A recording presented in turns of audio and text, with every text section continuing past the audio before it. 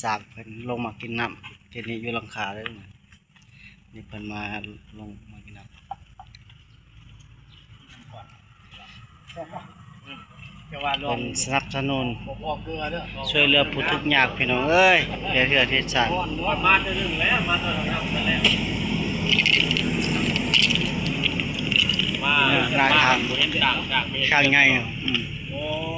ร้อนมันของน้ำอยู่ปะต้องเห็นของน้ำเลยยังเอา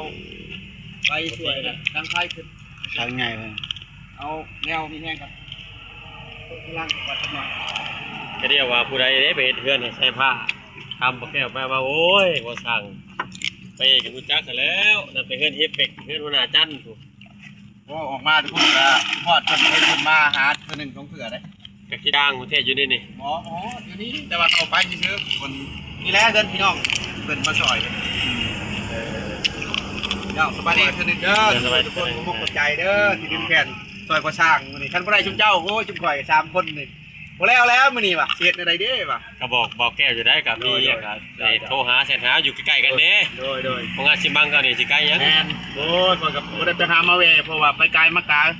เวลาเฮาก็คือว่านั่นแหละมันบ่คือเก่าเพราะว่าเวลาพักผ่อนหน่อยแต่ว่าทำงานหลายเดี๋ยวนี้นะก็ถามใส่ผ้าอยู่ในไผไม่เดือนให้ประสร้างเป้ว่ะถามเพิ่นว่าอยากมาอยู่นำบ่ประสร้างก็อยู่ผู้เดียวเพิ่นก็คิดฮอดอยู่ได้อยากมาแล้วมีเพื่อนเอาเฮือนซั่นว่าแม่นตาเพิ่นมาก็โอ้ยจักสิยังพิยาในเพิ่นในชาติน่ะยังก็บ่ยังอีกแล้วแม่นเพราะว่าเครื่องเพิ่นอยู่หั่นเพิ่นรับผิดชอบแต่ก็อยู่ผู้เดียวจะกินอะไรเนาะเด็กน้อยก็อดทนเอาเพิ่นก็ได้นักกะซีเพิ่นน่ะบ่ไผอันบ่บี้บ่บ่ทำเพิ่นติดดาวบ่หรือว่าจังได๋ดาวเนี่ยจังซี่กันบ่ช่วยมาให้5ล้านก็เลยเพิ่นตีเป็นเงินบาทหมด7,000 7,000ไล่เบิ่ง11,000ตัว7ล้านเด้เพิ่นไล่ไปนั่นแล้วเฮาก็เอาเงินกีบให้เพิ่นเลยเอาเงินบาทน้ำพี่น้องเอาน้องสาวเพิ่นยืมเพราะว่าเดือน6ก็ให้ท่านเพิ่นหาเอาบ่ละ1,000 2,000นี่แหละช่วยกันคนละไม้คนละมือเนาะขอเฮ็ดเอาแล้วอดทนเอาแล้วคอยสร้างเนาะได้สำเนียงก็ดีได้เพิ่นอุปถัมภ์เพิ่นน่ะให้น้องเสื้อผ้าก็โอ้ก็บ่ขอบใจได้น้องเสื้อผ้าก็มีบนอยู่อย่าเบิ่งหัวน็อตอยู่ในสวรรค์ใหญ่เด้ออันนั้นน่ะเอามาตัวสวรรค์ตัวนึงฮะมานี่ไม่น่าชิบฮะใส่โอ้80บ่ได้ตามเมียก็เงิน8 เมตรกับ80จะสร้างเองเฮ็ดเงินก็สิบ่ยากเนาะสบายโอ้ก็ยากแน่นั่นแหละเพราะว่าเฮาก็อายุการนำใช้ก็ว่าแหละถามเมียกินนี่สังกะสีถึกใจเมียบ่เมียเลือกเองแล้วบ่เป็นไปจังได๋สีแดงแต่จริงเว้าบ่เป็นเว้าว่าสีแดงดูสีปลาดูสีตะหมูเนาะสีปลาดูกับปลาดูสีตะหมูเพราะเราพาดแดงแจ่บรีบานบ่แม่นเมียบ้านญาติกายทางมันยังบ่เจอเฮือนบ่จักคัดใส่สีตัวอื่นนะแม่นแหละก็ยาเพิ่นแหละเพิ่นมักนะเฮาก็ตามใจเพิ่นก็บ่ได้ขอเฮ็ดไปก็ว่าสิแล้วดอกจังมันก็แล้วเนาะเฮาก็โอ้ดีใจนะเพราะว่าได้ทำนี่นะเฮาก็เบิ่งก็เพิ่นก็คอยเพิ่นก็ช่วยเพิ่นเบิ่งอยู่ตามเบิ่งก็ตามเบิ่งจากเบาบี้กับเบาแก้วเพิ่นเว้าฟังก็เพิ่นอุปถัมภ์อยู่เพิ่นก็ FC เพิ่นก็ช่วยหลายอยู่เพิ่นก็สิคอยช่วยแต่ละน้อยนั่นแหละก็โอ้ได้ย้อนเพิ่นแหละก็บ่แม่นว่านี่ดอกเพิ่นสร้างก็หาเงินอยู่ตลอดแต่ว่าปัจจุบันก็ได้พอได้ใช้จ่ายครอบครัวหาเงินคือกินแม่นก็โฮมนิดหน่อยแล้วมาตื่นกันแต่ว่าตัวเรารักนะครับหมู่ช่วยนะจำนวนที่ว่าใหญ่ใจดีเพิ่นช่วยเฮาก็ช่วยเพิ่นแล้วก็ย่อให้เพิ่นขอบคุณเพิ่นมีผู้จักหลายก็ย้อนเฮือนใช้บ่าวใช้ผ้าแล้วเนาะแม่นไผเป็นคนอ่านไปนำมาจ้างไปเฮ็ดอ๋อเบานี่ก็บ่ยาวหลายลูกอยู่นำมาผู้ชายเพิ่นก็มีแม่นยอมติดต่อหาเริ่มต้นฉบับแต่เรื่องสแตลออกมาเป็นโรงเรียนแล้วก็เริ่มออกมาเลยก็เฮาก็มันมีงานหลายบอลก็คือว่าแหละช่วงนั้นมันก็ชุลมุนบ่ค่าเนาะแม่นบ่ค่าทำงานเฮือนตัวเองแล้วแน่นเพราะว่าเมียก็บ่สบายเขาก็คือว่าบ่อยากกินแห้งเดี๋ยวนี้รับไข้แดงคือบ่เห็นลูกเห็นเต้าหยังบ่ได้ลูกบ่ได้ลูกสบายเลยเขาของนอนเดียวก็พอแม่นมันก็จะได้หั่นแหละมันยังบ่ได้ค่อยไปนี่นะบ่ยังคันยังสิได้อยู่ว่าลองก็ว่าบ่ได้สิได้หรือบ่ได้เนาะเฮ็ดจักห้องนึงก่อนได้ลูกจะเฮ็ดเองห้องว่าเขาจะมุ่งแล้วเลยเขาสิ ก็อ้อมก่อนหรือว่าอะไรกับมันก่อนผมจังหวะมันก่อนจุดหลักมันเขามุ่งท่านมาเป็นไปได้กับนี่ดีแต่พอมันก้อนได้บุกบุก คอยก็ว่าสิถามไอเดียแต่ตอนไม่เห็นน้องน้ำบ่ได้อะไรข้อยกำลังสิห้องน้ำคือกันว่าบ้านไม่บ้านประตูกับวงกบนี่อยู่จ้างเขาเฮ็ดบ่ พอก็เอาน้ำพระเจ้าเขาเห็ดบ่ทันเพราะว่าเครื่องมือกับบุมีประมาณ7แสน ที่แซนบ่แล้วบ่น่ะ พันนัดน้อยทางบุกบกับบานประตู มันอยู่ที่ไสเอาให้ นี่อยู่บุกบมัน2,700,000 ก็มาตั้งใหม่นี้ บานประตูหัน430,000ต่อน้ำเพิ่นก็ลดอยู่ก็เท่าเอานะไม่ต่อขอบตานี่ก็ไปซื้อน้ำเพิ่นนั่นแหละไม่เดือนนะ เออ ก็ ใกล้เลยเนาะบ่โรงงาน ใกล้ มาตั้งกันแล้ว หนึ่งกับสองมาบางคนเฮาเองแน่แต่ว่าเฮาไปซื้อบอลอื่นแทบพอดอกพลานบอลราคามันถึกมาเบิ่งแล้วค่าลากกอกลากแก่อีกขาไปขามากับพอชุดสีกันนะอันนี้มีแต่เพิ่นเอามาส่ง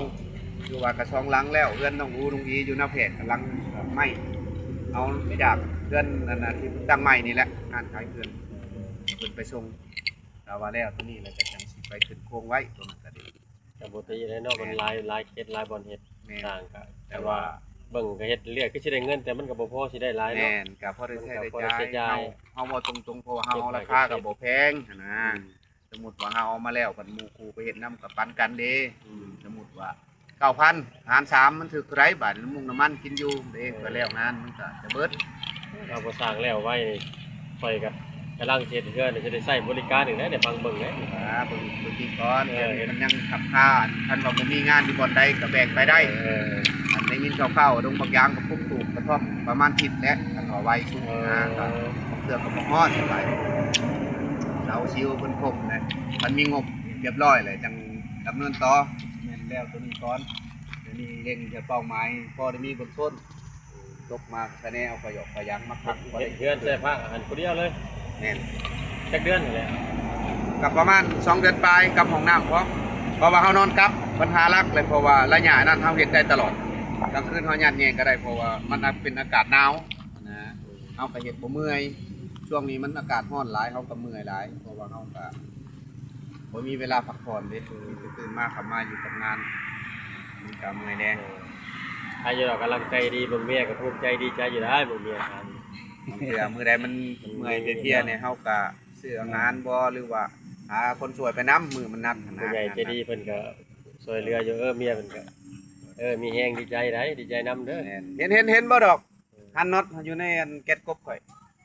ใส่ผ้ากินฮอดอยู่ได้ยังมาอยู่นำมาเบิ่งแล้วว่าเป็นหยังวะก็คือสิพบคนลำบากยากเนาะอยู่พุ่นกับป้าบ่ได้ แม่น พี่น้องใส่ผ้ากับเฮือนก็เฮ็ดไปแล้ว มานอนดำคืนดำใดได้อยู่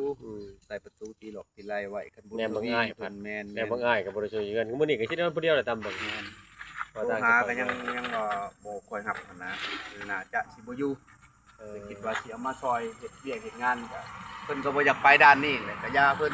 พุ่นแหละเพิ่นใหญ่ 2-3 ปีพุ่นแหละเพิ่นจะฮู้จัก ยังติดลิ้นอยู่ แม่น อันนี้ยังบ่นั้นเนาะ ฮู้ว่าการนำใช้การหาเงินเป็นแบบใดเดี๋ยวนี้ยังเพิ่นคิดว่ายังว่าหาเงินสบายหั่นนะคิดจะว่าสร้างหาเงินยากที่สุดปัจจัยก็ยังว่าจ่ายสบายแล้วมันมีภาระหลายอย่างเดี๋ยวนี้เด็กค่าของชีพก็สูงเลยนะ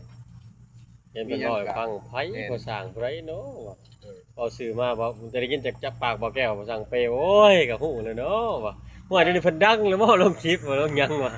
ถึงว่าจะ เอาไปเบิ่งคลิปเนาะเพิ่นบ่ได้เนาะดังเลยได้บ่สร้างนี่ จะไปเรื่อยๆแล้วแต่ว่านอน YouTube น้ำเป็นน้ำลายนั่นแหละครับไปเฮ็ดไปตามเพิ่นนั่นแหละเพิ่นมาห้องมานำไปช่วยไป บ่ได้มีช่องของตัวเองติ บ่ยังบ่มีเวลากับเฮากับบ่ บ่มีเวลาแล้ว ด้านนี้แม่นเฮาก็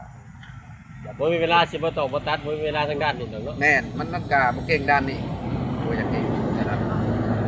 ได้อยู่มีแต่เด็กๆน้อยๆหั่นแหละมีแต่เบิ่งของโมของซ่องคนนั้นซ่องคนนี้ไปแล้วก็ ค่อยก็เฮ็ดไปนี่ก็2ปีได้ก็บ่ทันมีเลยได้คือเขาดอก แม่น เอาไปมาซับมือใหม่ซะนะยอดวิวก็บ่ได้สูงขึ้นจะมาถ่ายเขาบ่แก้ว เฮ็ดไปเรื่อยๆได้บ่แก้วก็ได้ แม่น แล้วก็บ่ได้ซีเรียสแบบนั้นแบบนี้ที่ถ่ายมาแล้วก็อยู่ไปนั่นแหละ ๆสุดท้ายเราก็จักว่าประสบผลสำเร็จ แม่น สำนึงเลยได้ของเราน่ะจักว่าลื่นคือค่อยผู้2-3ปีได้ เอาขอบใจผู้สร้างเด้อ เจ้าผู้ดีดำเนินต่อบัดนี้ อ๋อนั่นเล็กนี่ซ้ำนี่ระบบเหล็กมันจักนี่เท่านี้จักท่ง 3-4ถุงน่าจะ พอ พ บ่ ออยู่ลงไทยเอาหัวน็อตยังบ่ผมมีเพราะว่าเป็นใส่นี่ ทุกคนเนาะเอาไปคิดเอาไปจำนี้แล้วผู้สร้างเพิ่นก็ เพิ่นก็สิเฮ็ด เรียกคนแรกเขาสิ เดี๋ยวก่อนเนาะ ว่าเราเพิ่นไล่บ่ได้เพราะว่าเพิ่นก็เฮ็ดเรียกตอนอาศัยตอนมันค่อยค่ำนี่แหละมันแดดมันจังบ่แห้งขั้นตอนเที่ยงมันแดดมันแห้งหลายเพิ่นก็ย่านเวลาเอาแน่เพิ่นก็หาโอกาสคนสิมาช่วยเพิ่นก็ยากได้เพิ่นก็บ่มีเวลาเนาะเพิ่นก็ได้พี่น้องเพิ่นนั่นแหละมาเพิ่นว่าก็สิเฮาสิหาเพิ่นหลายก็บ่ได้ก็ใช้เวลาดำมื้อดำใดนี่แหละเพิ่นมาช่วยก็ย่านเวลาอันนั้นแหละทุกคนมีหยังก็เป็นกำลังใจให้พ่อช้างเด้อสำหรับคลิปนี้ก็สิบ่มีหยังหลายก็สิฝากไว้ส่ำนี้เนาะ ขอบใจ